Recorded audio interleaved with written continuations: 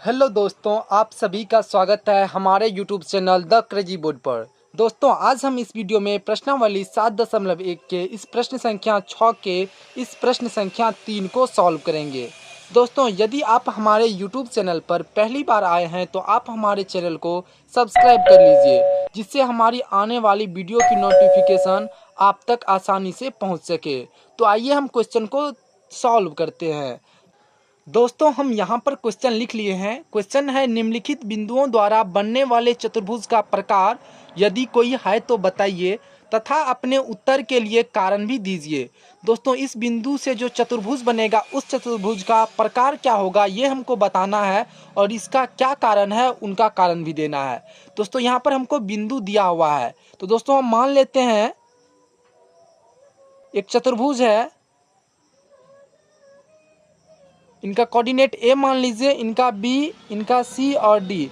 ए बिंदु का कोऑर्डिनेट को मान लीजिए 4,5 और बी बिंदु का कोऑर्डिनेट को मान लीजिए 7,6 और सी बिंदु का कोऑर्डिनेट को मान लीजिए 4,3 और डी बिंदु के कोऑर्डिनेट को मान लीजिए 1,2। ये हम मान लिए कि ए बिंदु का कोऑर्डिनेट 4,5 है, बी बिंदु का 7,6, सी बिंदु का 4,3 और डी बिंदु का 1,2। तो यहाँ पे हम लिखेंगे हल। माना कि बिंदु ए, इनका कोऑर्डिनेट हम क्या माने हैं 4,5, बी इनका कोऑर्डिनेट क्या माने हैं 7,6, सी इनका कोऑर्डिनेट क्या माने हैं 4,3 और डी इनका कोऑर्डिनेट हम क्या माने हैं 1,2। चतुर्भुज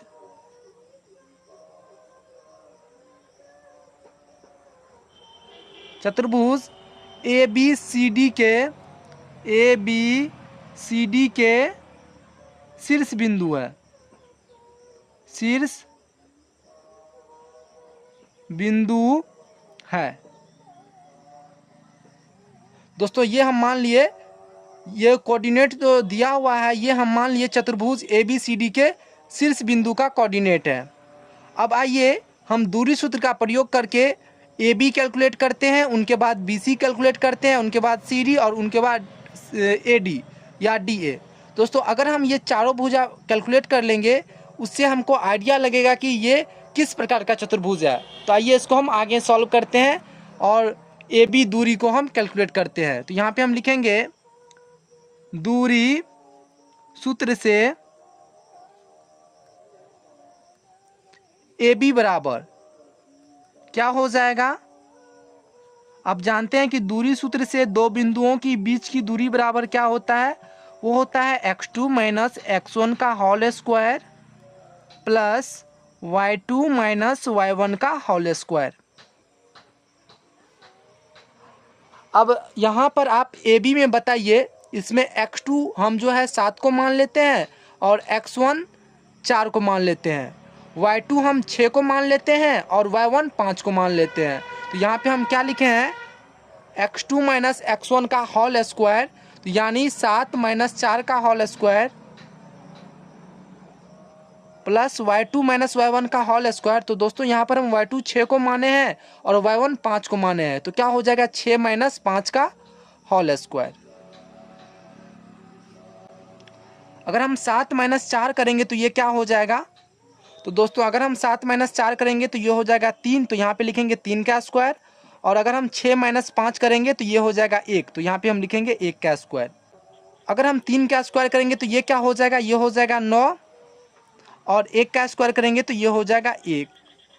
9 और 1 को जोड़ेंगे तो ये हो जाएगा 10। तो दोस्तों, ए बी का जो वैल्यू निकला वो निकला √10। अब आइए हम इसी तरह से बी सी को कैलकुलेट करते हैं। दोस्तों, यहाँ पर हम ए बी कैलकुलेट कर लिए, वो कितना निकला दोस्तों, वो निकला √10। अब हम बी सी निकालेंगे, तो यहाँ पे हम लिखेंगे बी सी बराबर, तो इसको भी हम दूरी सूत्र से ही निकालेंगे। क्या है x2 माइनस x1 का whole square plus y2 minus y1 का होल स्क्वायर।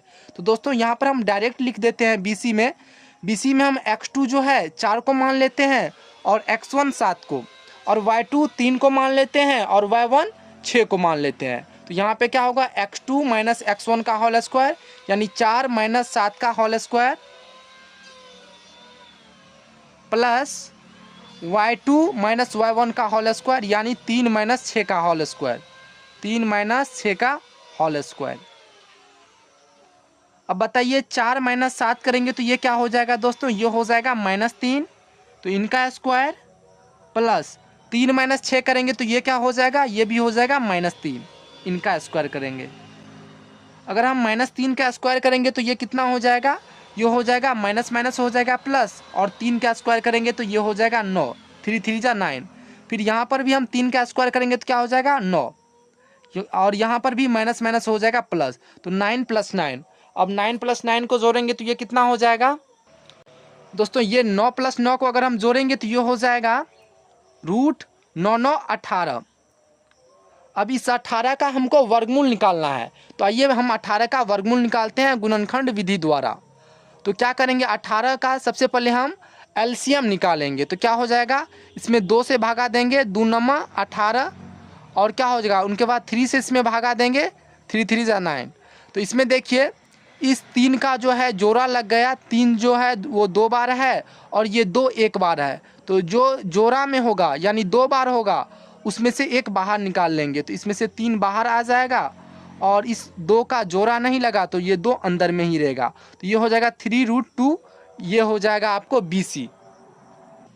दोस्तों आप यहाँ पे बताइए AB का जो वैल्यू निकला वो निकला था √10 और BC का जो वैल्यू निकला वो निकला 3√2।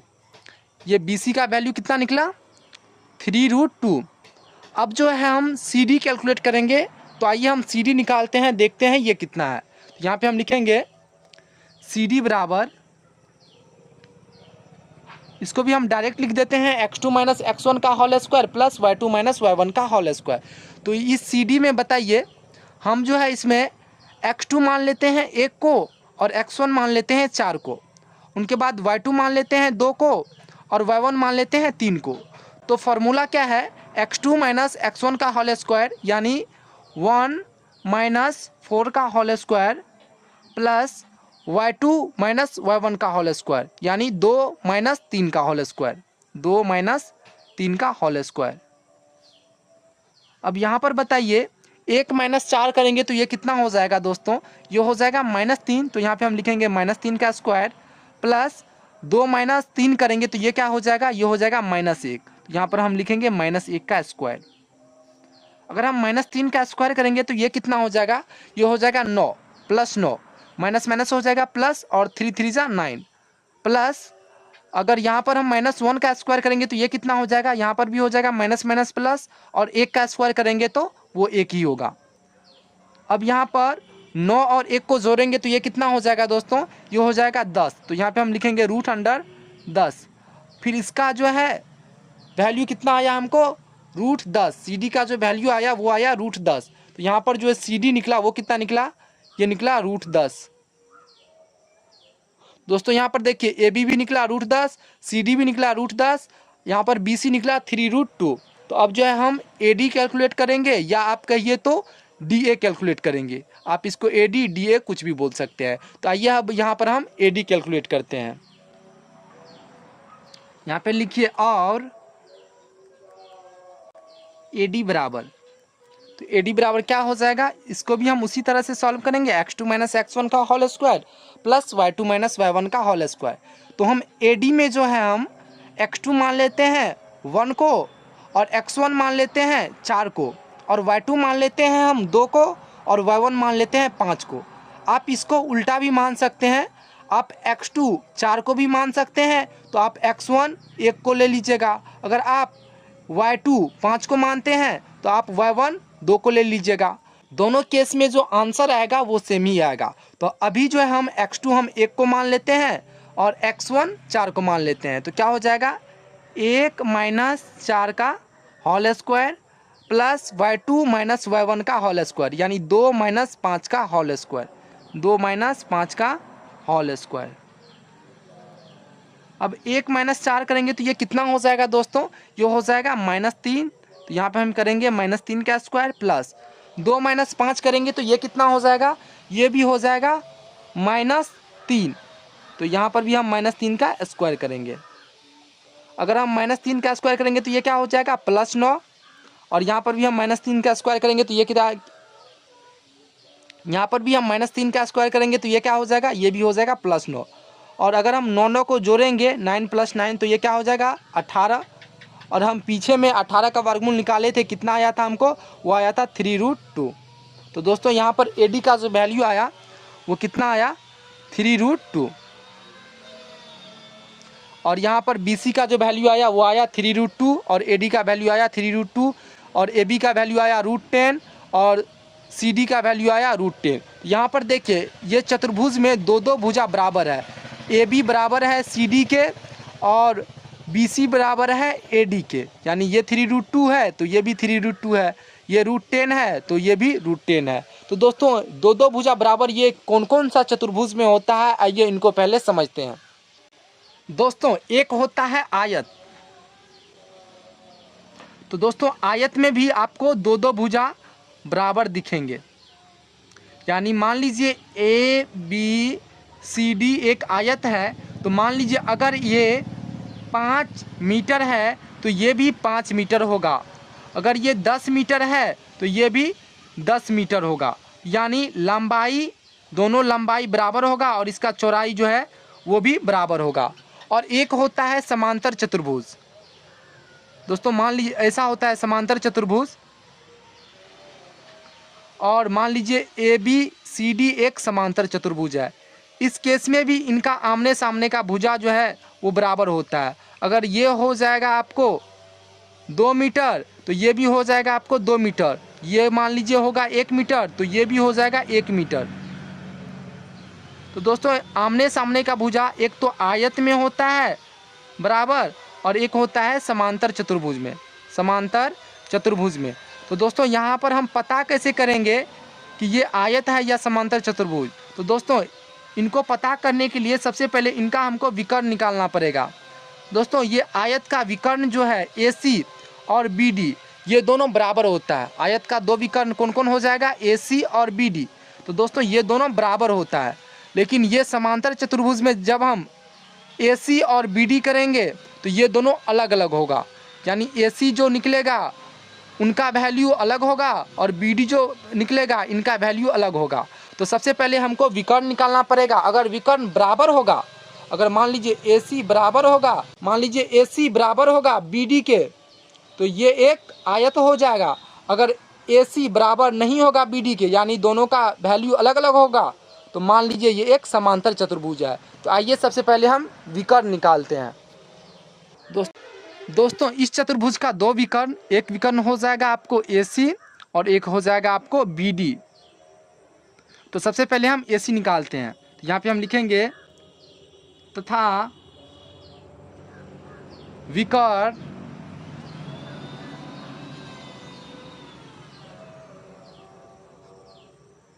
AC बराबर, इसमें भी हम डायरेक्ट लिख देते हैं x2 - x1 का whole square plus y2 - y1 का होल स्क्वायर। तो AC में हम x2 मान लेते हैं 4 को और x1 मान लेते हैं, फिर यहाँ पर 4 है तो 4 को, और y2 मान लेते हैं हम 3 को और y1 मान लेते हैं 5 को। तो यहाँ पे क्या हो जाएगा x2 - x1 का होल स्क्वायर, यानी 4 - 4 का whole square plus y2 - y1 का होल स्क्वायर, यानी 3 - 5 का होल स्क्वायर। अब 4 - 4 करेंगे तो ये कितना हो जाएगा दोस्तों, ये हो जाएगा 0 का स्क्वायर। अगर हम 0 का स्क्वायर करेंगे तो वो क्या हो जाएगा 0। और यहाँ पर 3 - 5 का होल स्क्वायर करेंगे तो ये क्या हो जाएगा, 3 - 5 होगा तो ये हो जाएगा -2 इनका स्क्वायर। 0 का स्क्वायर करेंगे तो ये हो जाएगा 0 और -2 का स्क्वायर करेंगे तो यहाँ पर हो जाएगा माइनस माइनस प्लस, और 2 का स्क्वायर करेंगे तो ये हो जाएगा 4। अब 4 और 0 को जोड़ेंगे तो ये क्या हो जाएगा, ये होगा 4।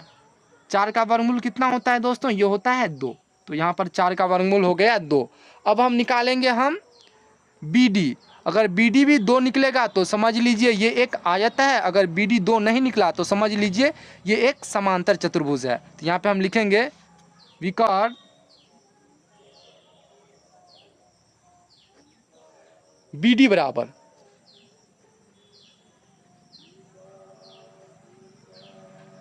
तो इस BD में बताइए, इसमें हम x2 मान लेते हैं 1 को और x1 मान लेते हैं 7 को और y2 मान लेते हैं 2 को और y1 मान लेते हैं 6 को। तो यहाँ पे क्या हो जाएगा, x2 माइनस x1 का होल स्क्वायर यानी 1 माइनस 7 का whole square plus y2 minus y1 का होल स्क्वायर यानी 2 माइनस 6 का होल स्क्वायर, 2 माइनस 6 का होल स्क्वायर। अब 1 माइनस 7 करेंगे दोस्तों तो ये कितना हो जाएगा, ये हो जाएगा -6 इनका स्क्वायर प्लस 2 माइनस 6 करेंगे तो ये क्या हो जाएगा, ये होगा -4। तो यहाँ पे हम लिखेंगे -4 का होल स्क्वायर। अब 6 का स्क्वायर करेंगे तो ये कितना हो जाएगा दोस्तों, ये हो जाएगा 36 और माइनस माइनस हो जाएगा प्लस, और यहाँ पर -4 का अगर हम स्क्वायर करेंगे तो क्या हो जाएगा, ये हो जाएगा 16, क्योंकि माइनस माइनस यहाँ पर भी हो जाएगा प्लस। अब 36 प्लस 16, अगर हम 36 में 16 को जोड़ेंगे तो क्या हो जाएगा, 6 6 12 हासिल 1 3 1 4 1 5 यानी 52। हमको BD का जो वैल्यू निकला वो कितना निकला, 52। ये BD का वैल्यू कितना निकला, 52। तो यहाँ पर देखिए दोस्तों, विकर्ण AC जो है वो 2 निकला और विकर्ण BD जो है वो कितना निकला, वो निकला √52। तो दोस्तों ये दोनों विकर्ण अलग अलग है, तो यहाँ पे हम लिखेंगे चूँकि विकर्ण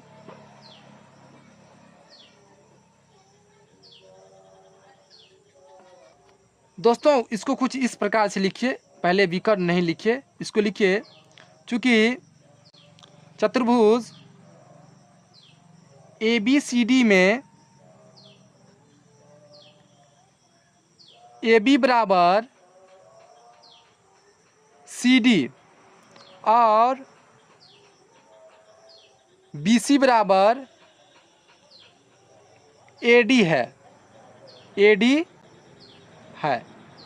यहाँ पर आप देख भी सकते हैं चतुर्भुज ABCD में AB बराबर CD है और BC बराबर AD है, क्योंकि AB और CD का वैल्यू कितना है, √10 और BC और AD का वैल्यू कितना है, 3√2। तो ये दोनों बराबर है, तो वही हम लिखे हैं चतुर्भुज ABCD में AB बराबर CD और BC बराबर AD है तथा विकर्ण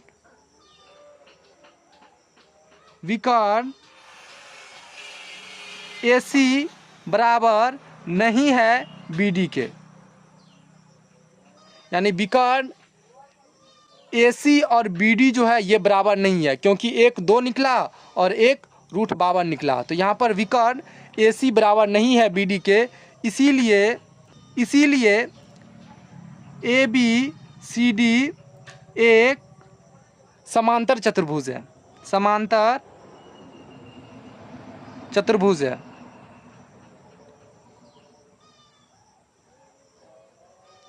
आंसर समांतर चतुर्भुज किस लिए हो गया, क्योंकि यहाँ पर विकर्ण AC बराबर नहीं है BD के। अगर ये विकर्ण दोनों बराबर रहता, अगर AC बराबर BD रहता तो ये एक आयत हो जाता, अगर बराबर नहीं है तो ये एक समांतर चतुर्भुज हो जाएगा। तो यहाँ पर हम लिख दिए, इसीलिए ABCD एक समांतर चतुर्भुज है, यही इसका आंसर हो जाएगा। तो दोस्तों हमको उम्मीद है कि आपको ये क्वेश्चन अच्छे से समझ में आ गया होगा। तो मिलते हैं अगले वीडियो में, तब तक के लिए आप पढ़ाई करते रहिए। Thank you for watching this video. जय हिंद दोस्तों।